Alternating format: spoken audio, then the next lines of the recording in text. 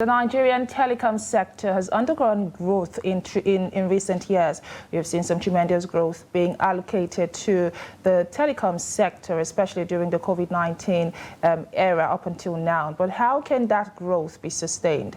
And how can the synergy between the government, the banks, the payment platforms, as well as the users be maintained? I am joined now by a telecoms expert who is Mohammed Bashir. Hello, and thank you for joining us on the program. Hello, good morning, please. Good morning. And let's begin with the growth that I did speak about. That is the growth that has been recorded in the telecom sector lately. We have seen a lot of talks around how Nigeria can transform to a digital economy. And that is not possible without, the proper growth and the proper allocation of funds financing towards that sector. But generally, how would you say the Nigerian telecom sector is faring at the moment? You see, as of now, presently, the larger lucrative business in totality of the whole Africa is probably, we can say, is the telecommunication industry. And almost about, let's say, about 162 million subscriber base was achieved in 2017. Can you see how it come up in just a single decade?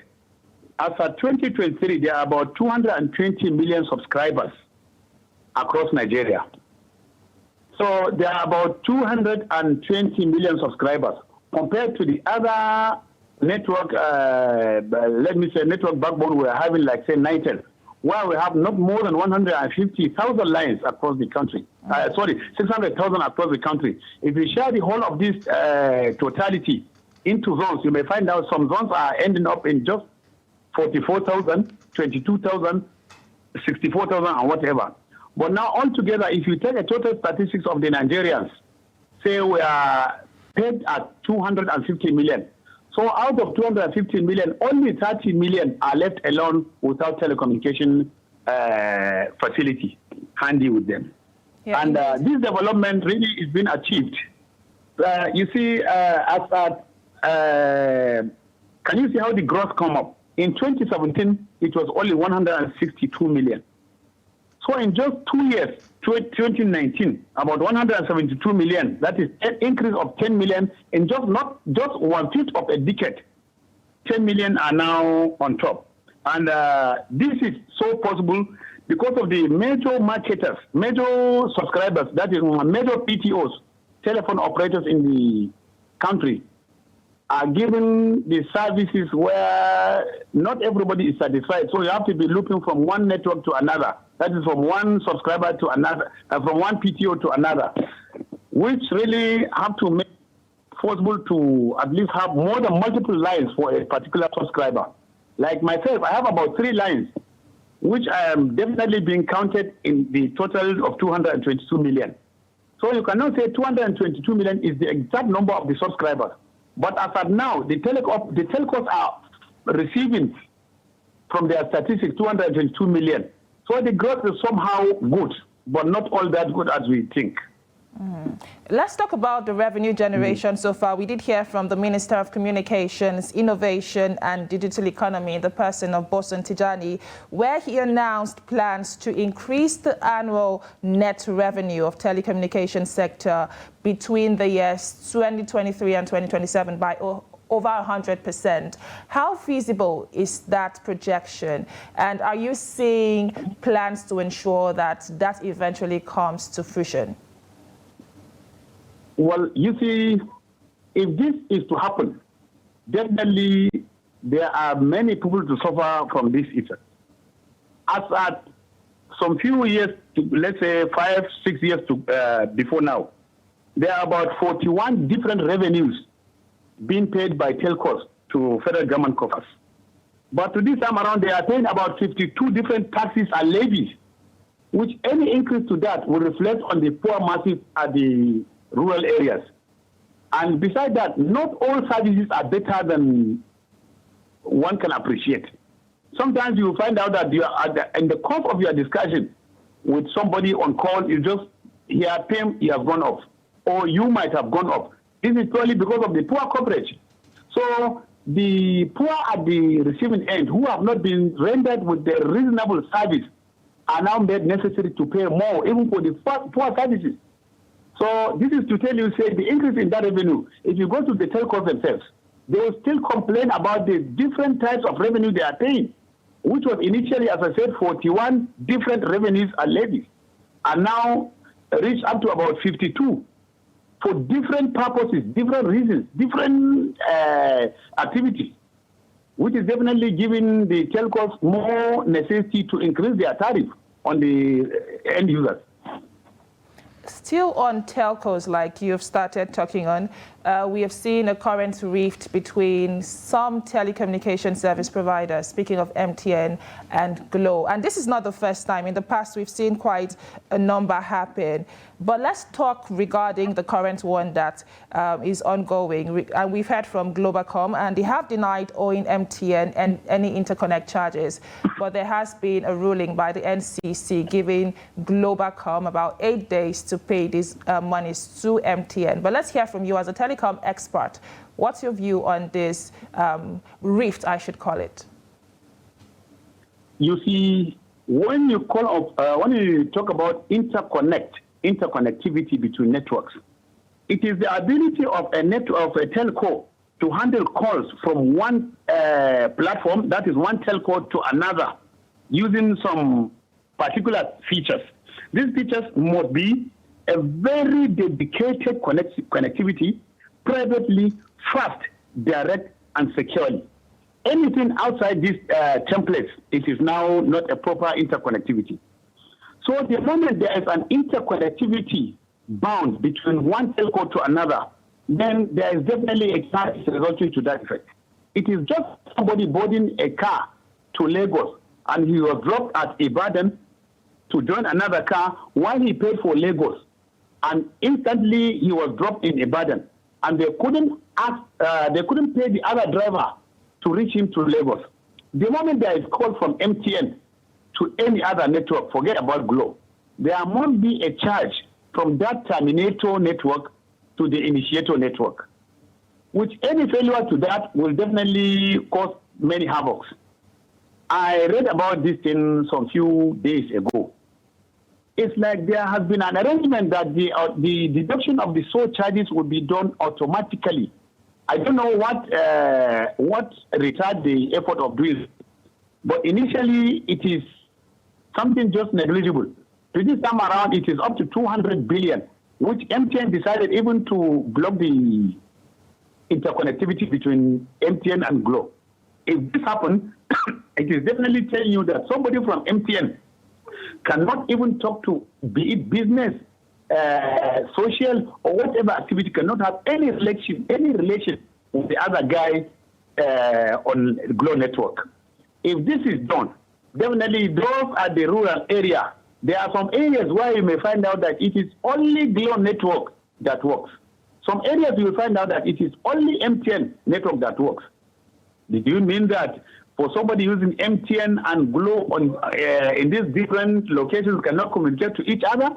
So we are taking ourselves back as far back as about 20, 30 years back, which is definitely advisable that they should look for a way to resolve the issue. And there is need to plead with NCC to come into the issue, even if it is going to be installmental or any mechanism to see the feasibility of paying these interconnectivity debts. Because nobody is arguing. The GLO themselves have never at one day argued on the connectivity, because it is something established, reached, called by a subscriber, and he reached his own destination. So there's no point in saying this. And look at the implication. There's what they call value-added network. If I'm using network of MTN, calling another fellow of MTN, definitely the charges is quite less. In some advanced countries, not even less. They call that one as value-added network because they don't rely on calling from one network to the same network as a revenue generation source. Rather, they charge for probably carrier or interconnect billing. And this time around, it is said that the interconnect billing, which has been established, agreed, known, and could not be paid. So I don't think it is good from GLO side.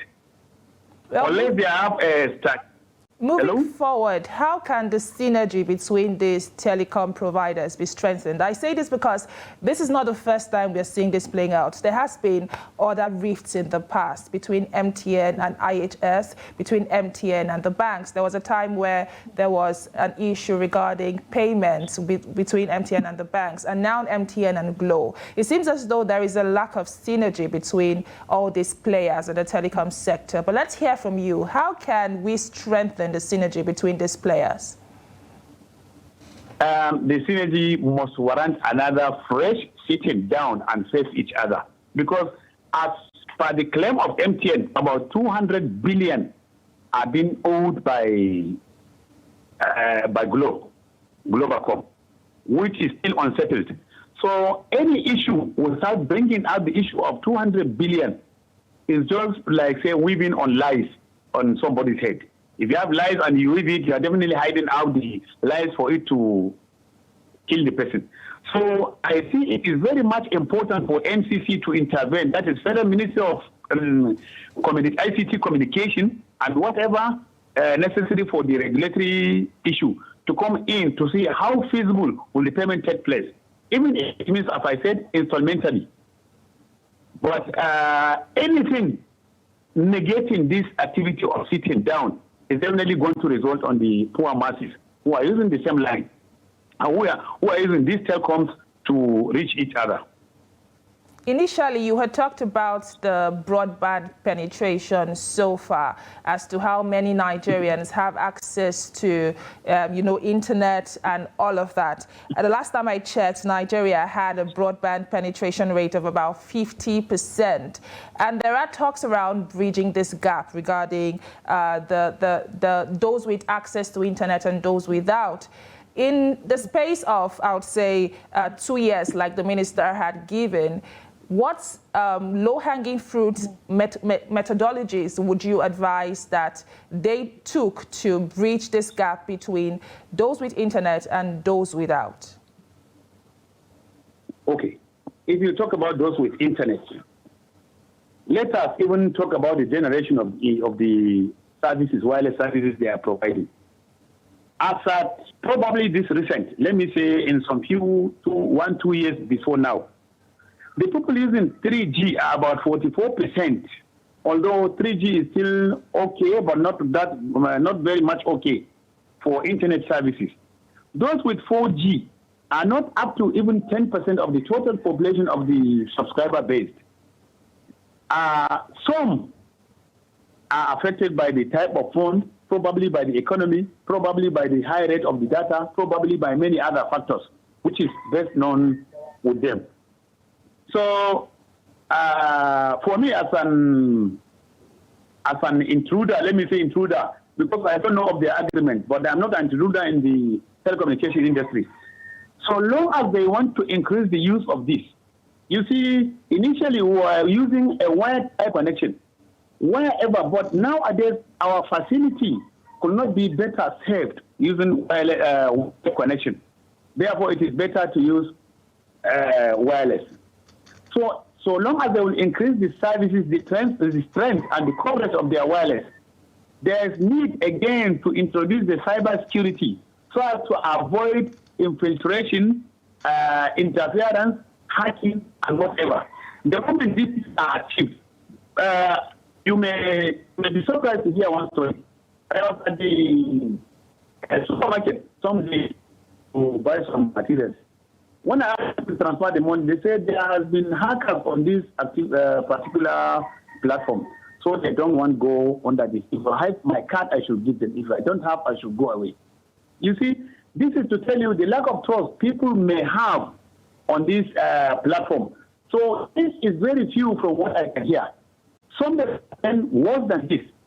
But the moment there is a security, there is the cyber is secured. There's a wide. I don't think in those days you can go to a market and find out that only a few people are having. Nowadays, smartphone is all over with everybody. Those who know how to operate computer and those who know and who don't know are even using the platform. This is telling you how internet services is penetrating into even the illiterate ones who can be able to read ABC are able now to handle some internet activities, which is definitely a plus to the telcos. But let them stay on their toes to see how possible they can increase the better efficient services to the subscribers. Telecoms expert Mohammed Bashir there, speaking to issues around growing the telecoms industry and, of course, sorting out the debacle between MTN and GLO. Thank you again for joining us on Business Daily today. Thank you. This is where we draw the curtains on today's edition of the program. Thank you for watching. Join us again at the same time, same station tomorrow. My name is Chiamaka Nendo. Bye for now.